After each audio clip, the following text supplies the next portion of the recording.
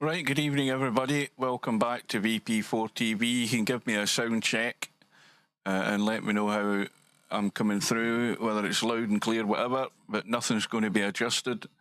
We're here for this one lost side match tonight.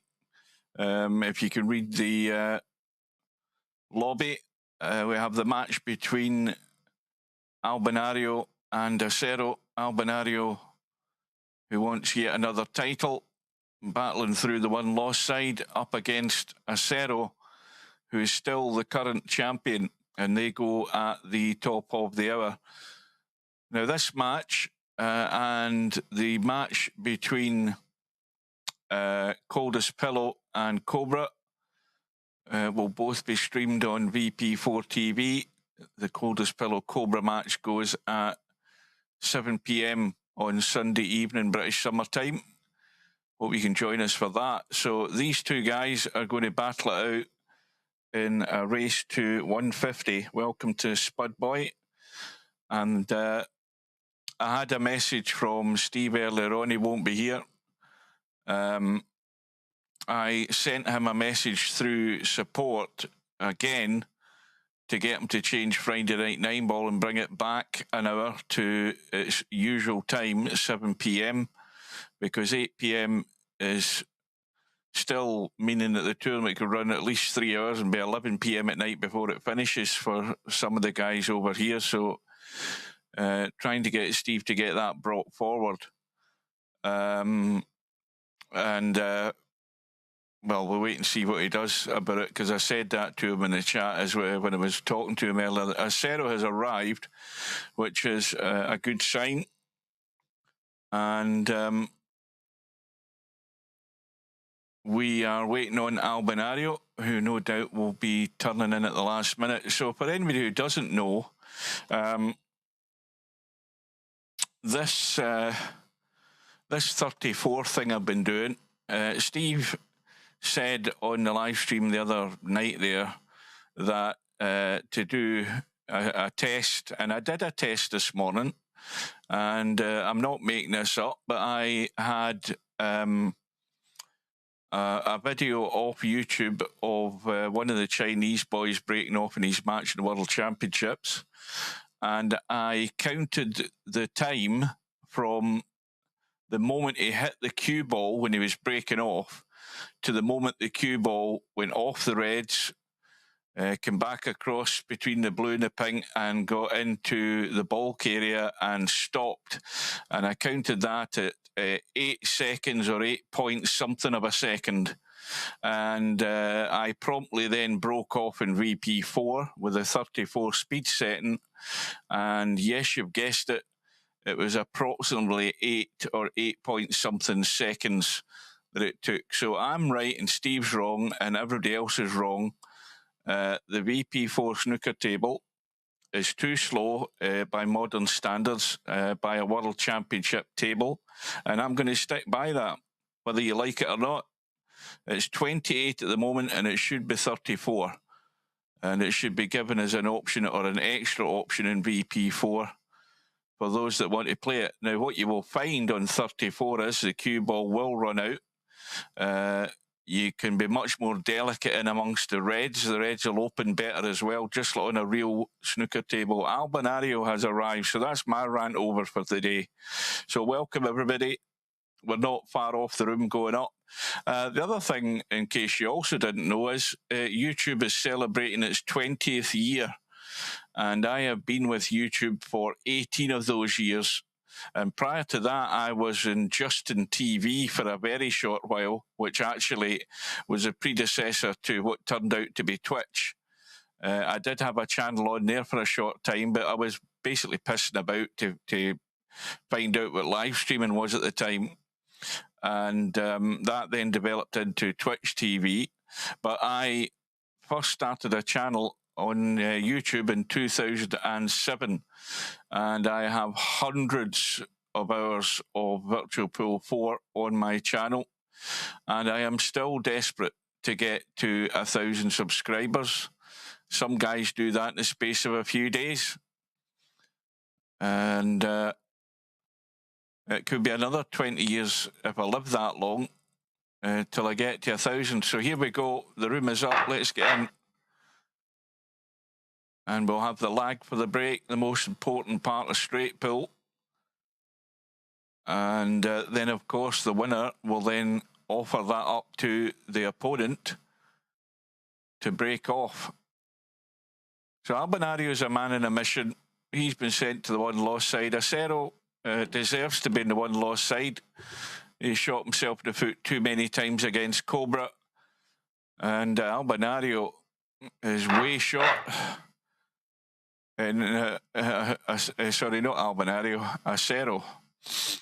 And there's the first mistake of the night. You can tell it's after 8 o'clock. So Acero on the break shot.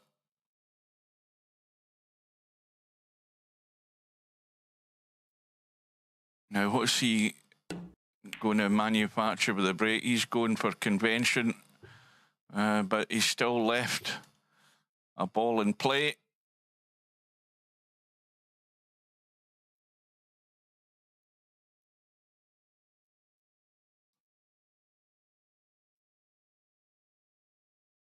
Yeah, there were no impressive lags, were there, Spud Boy?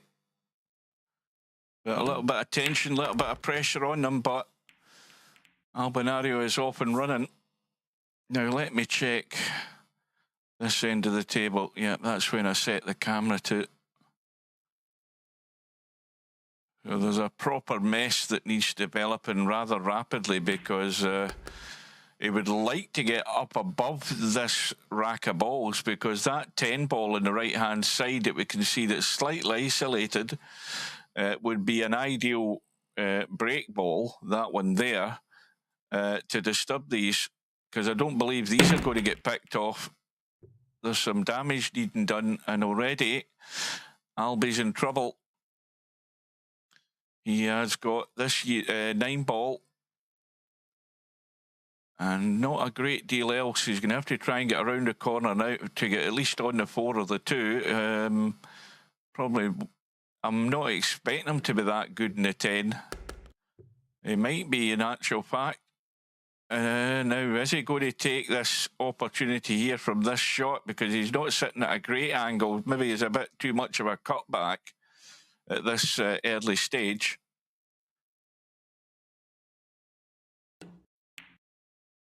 But that's the shot that will allow him to break out this setup that we have there. I mean, you can pick these other 2 off, but then there's a bit of disturbance needed. You've got the 11 ball, the 3 ball, although the angle he's now got in the 11 ball is would allow him to do some damage. He can still squirt away from this if he wants. Welcome to Yamaguchi Taru. The only support that Acero has tonight.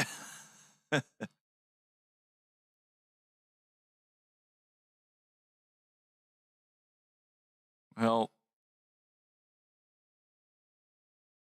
Albinario will be looking to make a big impact right off the bat here. Oh yes, and Cobra, I forgot. Yeah. Well, this 3 ball is again too straight. He would have liked that, a much better angle. And again, the fact, and he has to get there this time, and that'll have to do. It's again, he'd like it a wee bit less of an angle just for comfort, but it's as good as he's going to get to damage these balls here. And I think he'll take the 14 right now, unless he, I mean, he doesn't have to, because he can get it from that side, but you need to get rid of this. And then the other thing is where's the break ball? So we've got one bailout ball in the bottom half of the table. Nothing else.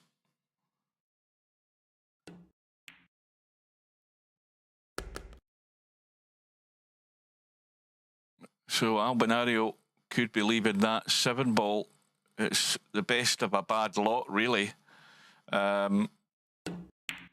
He could also, don't forget, he could use that 4 ball as a possible break ball, if he decided he wanted to leave the cue ball in the triangle.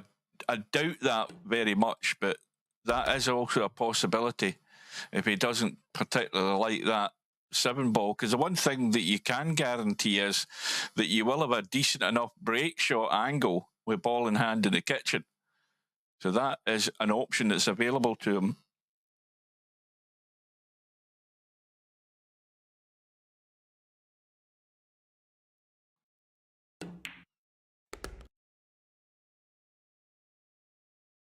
Well, the obvious thing now is he needs the angle.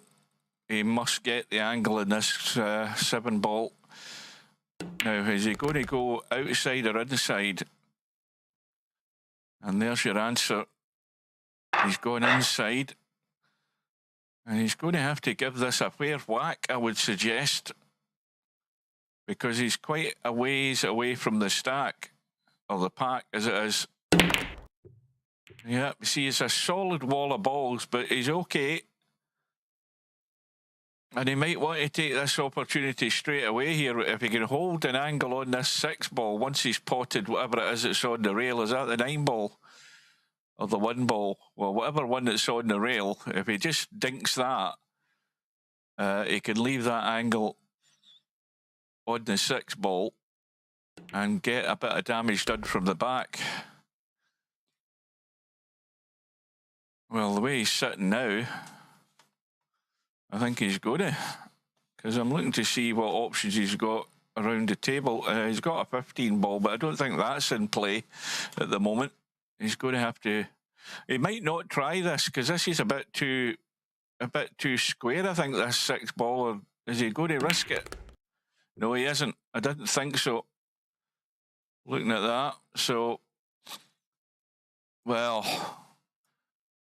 If that 11 ball wasn't there, he'd probably have a good flush at this, and he might still do it. It's very, no, in fact, he won't. It's far too tight, that 14 ball. Far too tight.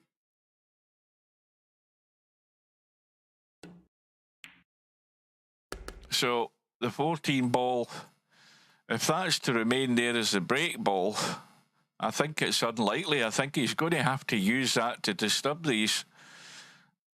So therefore, he's got the other problem this side where the 3 ball could be a break ball or the 10, but it's right at the head of the pack. But again, those are ideal for a break off into the side pocket. But again, it's doubtful that'll happen. So here we go. Big shot again. Hola. Oh, now he's okay. He's got the bailout in the 5. He's got the 10.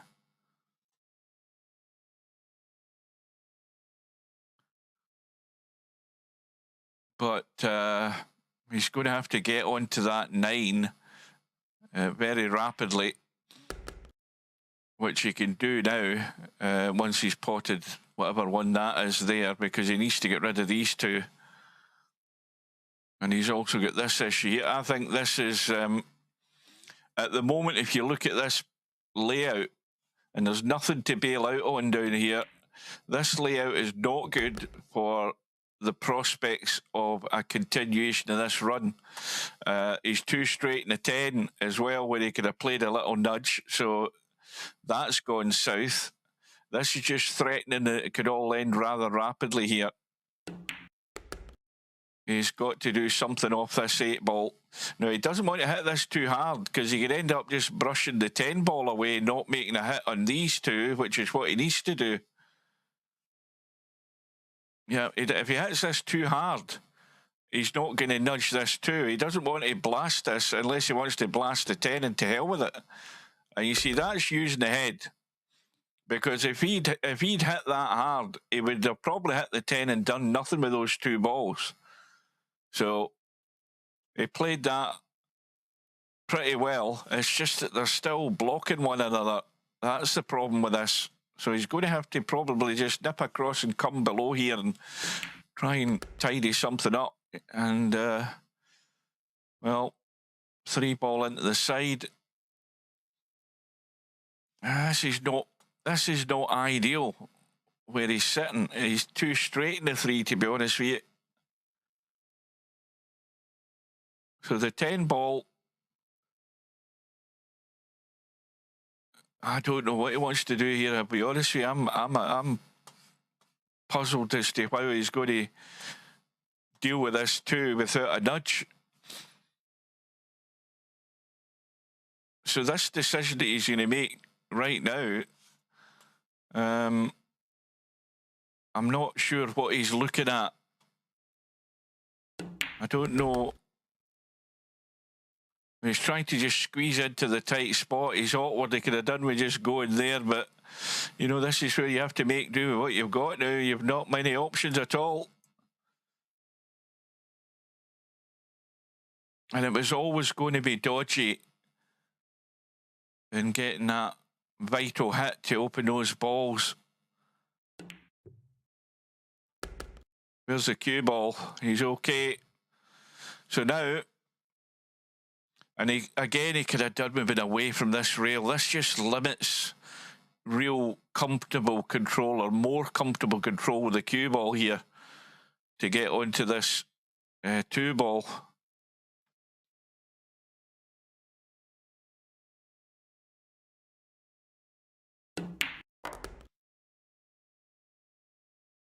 Oh, he's played that very well. Now again, he's got to watch the pace here, I think. He looks okay. He's going to catch those 2 balls certainly at the top of the pack, if not the 1 ball. Yeah, he's caught the 2 at the top, and that's broken reasonably good. He's got a bailout in the side. He can cut the 8, and you might want to just cut the 8 and try and nip those 3 balls. The fact that he's got an angle where he could do it. He's just having a look around, but he could also go off the 8 and get a bump. But the way it is just now, he could cut the 8 and just run into them. He's bound to have a bailout somewhere. I don't know whether he wants to take that risk. I mean, those 2 balls there, they may well be a combo. The 6 and... not the 6, the 14 and the 4. Well, that's what he's called, I think. He's called a 14. It looks as if it's going to get most of the jaw, which it has done. Well, there he's got another dead set combo, so he doesn't need to worry about that. He can have a quick look and see that that's absolutely stone dead. So he doesn't need to bump it. That's fine. There's no way you're missing that. So the only other things you have to start worrying about is this little mess here. That's a bit tight to get in there and cut that 11. You might be able to just get there. So the stage is set, and again, nothing to bail out on down table. So all the work is at the business end of the table. Now, is he on that 11? Is he on it? I think he can just get there. I think it will have all the encouragement to drop this 11 ball. Remember that dead combos line in the short rail there, no problem with that. He may well end up playing it next if he doesn't play that. He's trying to tweak it in. Yeah. So he's got that as a bailout. That's never going to be missed. That's fine. But where is the break ball again? Well, the 1 ball's very tight to the pack, but it would have to do if that's where it's going to be.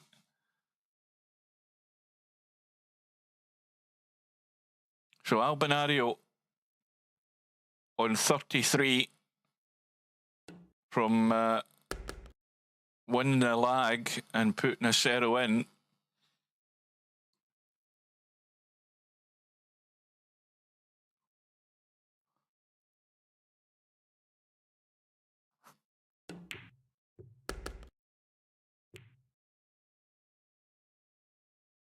You can get rid of 1 blocking ball. 5 balls certainly easily accessible.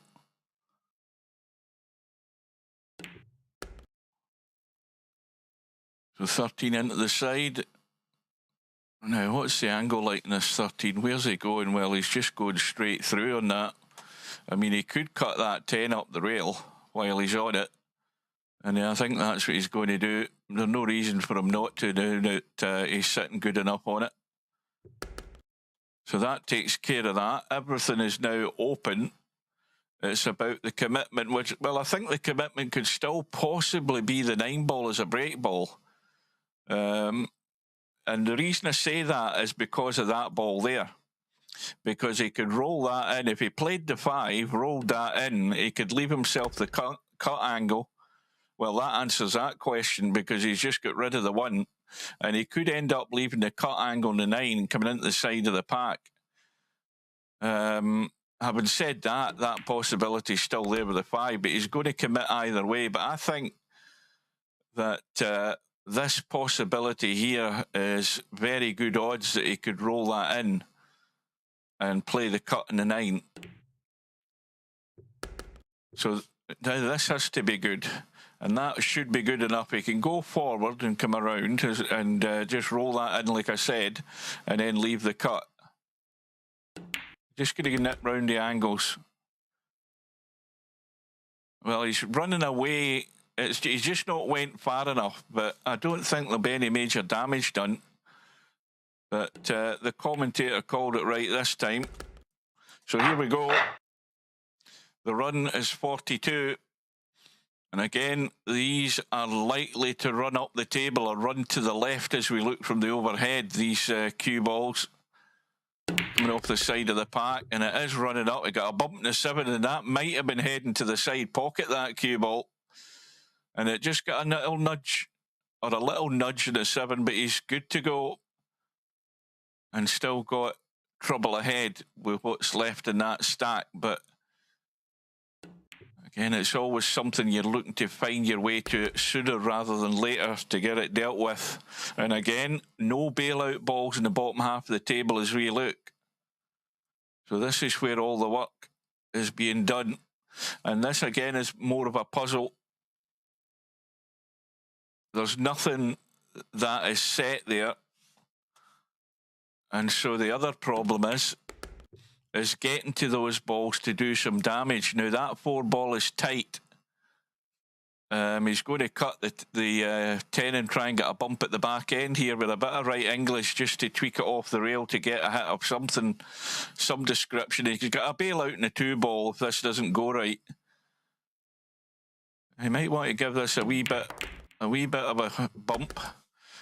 And 2 bonus balls get in there. I don't know whether that's a good or a bad thing. He might have liked something to stay in the table there that he could have worked with. So this is an issue because that's going nowhere. They're absolutely parallel, going nowhere, those 2 balls. And that's got to be ringing the alarm bells. But the 2 ball where it is would be handy to get a bump. And 6 ball, and in fact, he could do it now off the 6 ball and probably still be on the 2 ball. Oh, he can't get to the 6 ball though. He can't get it comfortably. Well, he's come back again and he's still going to do it off the 11 this time, is he? Got to watch the pace in this as well because he could miss them all together, hitting it too hard. And the 2 ball is the bailout. So now the break ball is either the 4 or the 13. So that's anybody's guess. But it's definitely going to be one of them. And Acero must be fearing the worst here because Albinario is very well set right now because this table's pretty good for continuing the run.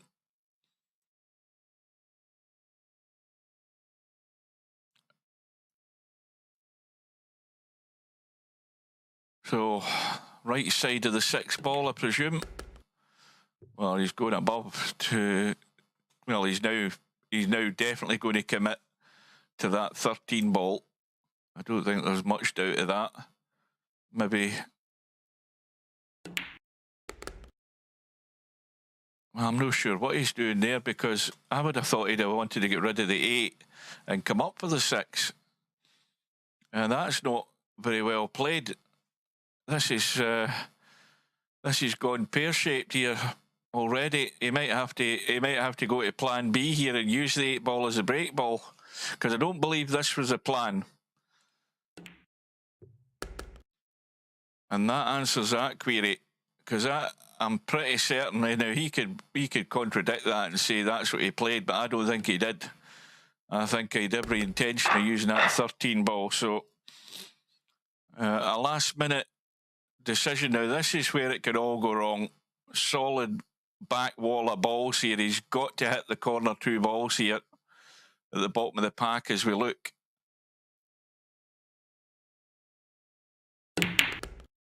And that's exactly what's happened. And again, they've broken pretty nicely, and he's got less of a problem in the stack as well. In fact, he might have a combo there, has he? No, he hasn't. But this is probably the best table that he's had. Although again, he's not really got a break ball there that's obvious. But that's the least of his worries at the moment. Now again, the 3 ball is the bailout ball. The run is 58. So the significance of doing something like this right off the bat is that Acero knows that when he comes to the table, he's got to dish up. You know, 10s and 12s and runs of 15, no good. You've immediately got to hit the ground running. And that's already ramped the pressure up on the defending champion.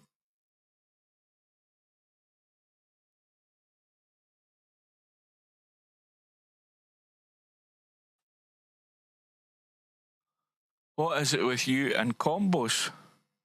Now I've just noticed that in the on-screen chat, but I don't see it on the bloody phone chat. It is so annoying that. Well, the thing is, with straight pool, that's the one thing you've got to look for, isn't it? You've got to look for ways at developing balls and stuff.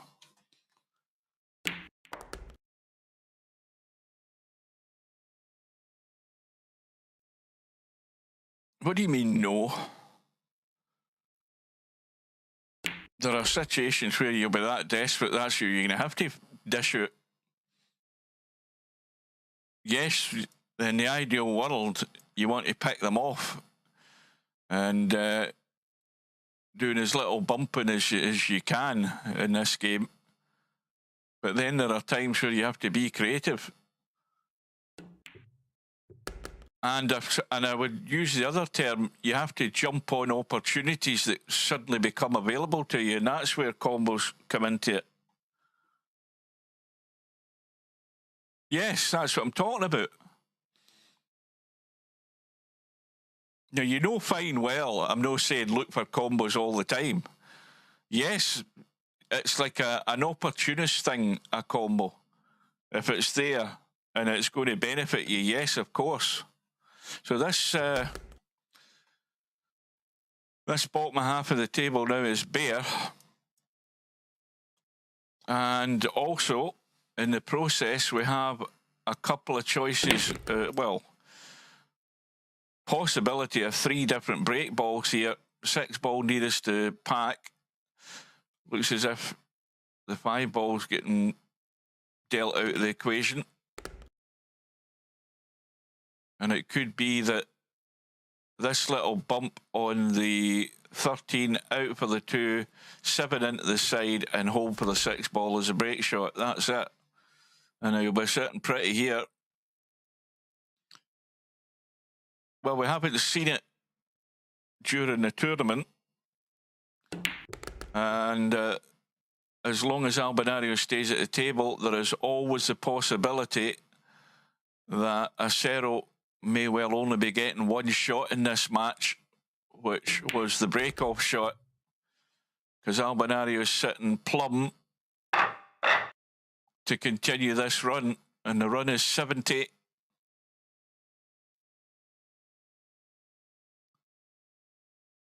Well, one thing Albinario has done in this tournament, he's missed 2 or 3 break shots. He's actually missed them. And that's one thing he's looking to rectify. Now, he might have a problem here. Talking about combo, Spud Boy, this is the exact scenario I'm talking about. He might have to get creative here. Let's have a look. He may well have to get creative. Can he squeeze that 13? Because look what he's got here. He's covered mostly in the 15. And it's amazing what can happen, isn't it? Look at this table.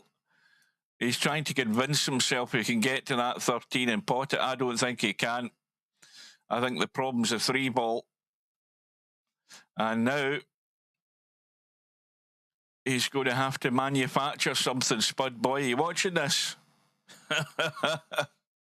He's going to have to manufacture something because he's looking and looking and there ain't nothing there. Now, that's a tough shot, the 3-ball onto the 7, but the 7's not got far to go to get to the hole, and that might be it.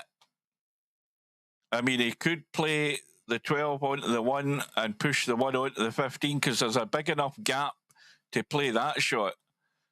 But I think your odds are better on that one because you're more or less sort of lined up on it. But I think he's going to bite the bullet. There is a possibility of the 2 in between the 10 and the... not the 2, the... now, what's he called here? He's called a 9-ball. What the hell is he doing here with the 9? Trying to cut that back? I think the combo's a lot easier. Yeah, he's finally committed to the combo in the 7. I think that's a bit ambitious.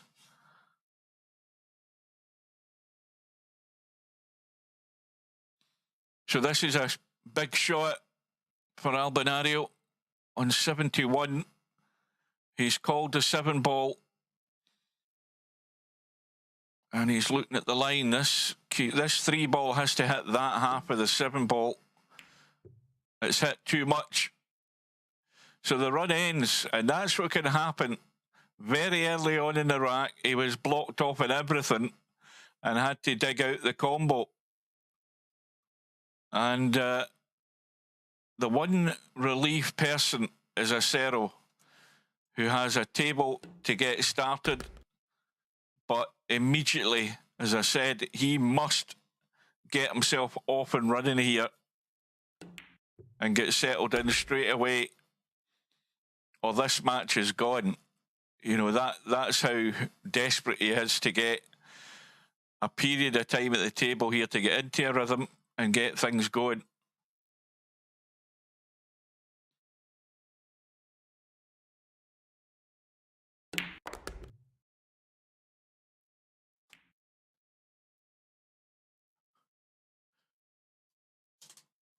I'll have a quick drink.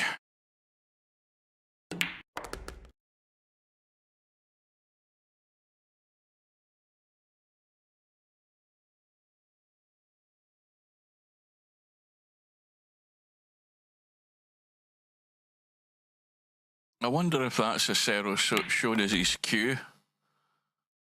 I mean, anybody know the significance of his picture? It's showing the butt end and the shaft of a cue. Or is it 3 different cues? I haven't a clue what that is, but anyway.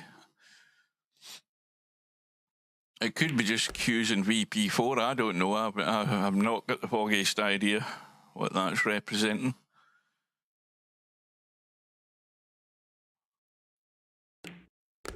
So we have a break ball, and it will be the 9-ball at present.